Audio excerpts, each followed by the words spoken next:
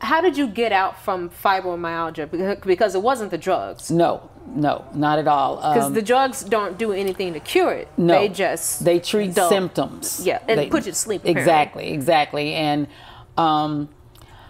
I got to a point, and mind you, I was a Christian. I was a believer. I knew that God was a healer, even at the point of time when I was diagnosed with fibromyalgia.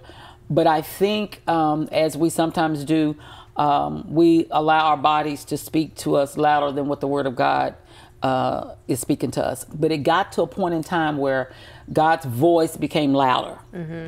And I began to just ask him, God, you know, what is your pathway for my healing? Because sometimes we think it's always standing in a prayer line. And I am an advocate for the laying on of hands. That's biblical.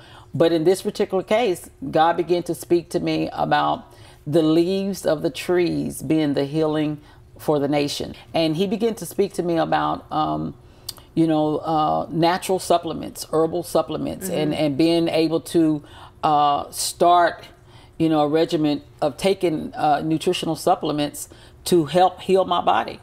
I just was trusting God to show me, what do I need to do? We're in a whole health, holistic health is what they promoted, but they have all these products, and I'm like, okay, where do I start? And I'm just a believer that God does still speak. He hasn't stopped speaking. And he began to lead and guide me as to what products to begin to take. And all I can tell you is, as I began to take those products, day by day, my body was strengthened. And then the God began to also tell me about certain foods that I needed to abstain from taking.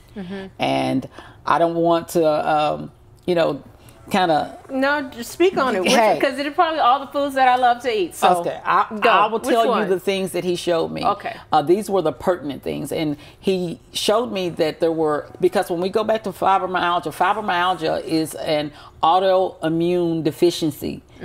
Okay? So in other words, the immune system has been weakened.